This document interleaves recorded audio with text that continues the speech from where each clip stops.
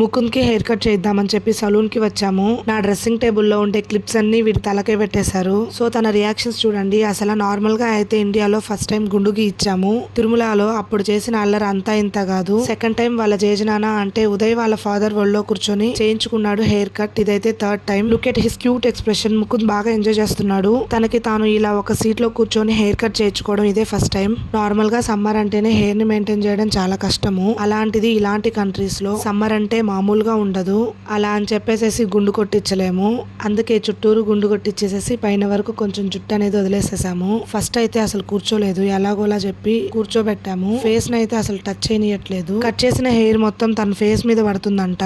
ముక్కు ఎగరేసుకొని మూతి బిగించుకొని hair cut చేయించుకుంటున్నాడు. అసలు ఈ కోపం ఎక్కడి నుంచి వచ్చిందో ఇంకా ఆ చిరాకుని చూసి ఆయనే హెయిర్ డ్రైయర్ తో క్లీన్ చేస్తున్నాడు. ఫైనలీ హెయిర్ కట్ అయితే ఫినిష్ అయిపోయింది. వాళ్ళైతే కిడ్స్ కి 25 AED చార్జ్ చేశారు. ఇదైతే ఫైనల్ లుక్ అన్నమాట. మాకైతే ఈ హెయిర్ కట్ బాగా నచ్చింది అండ్ కొంచెం కొత్తగా కూడా కనిపిస్తున్నాడు. ముకుందుకు కూడా ఈ హెయిర్ కట్ నచ్చేసిందంట.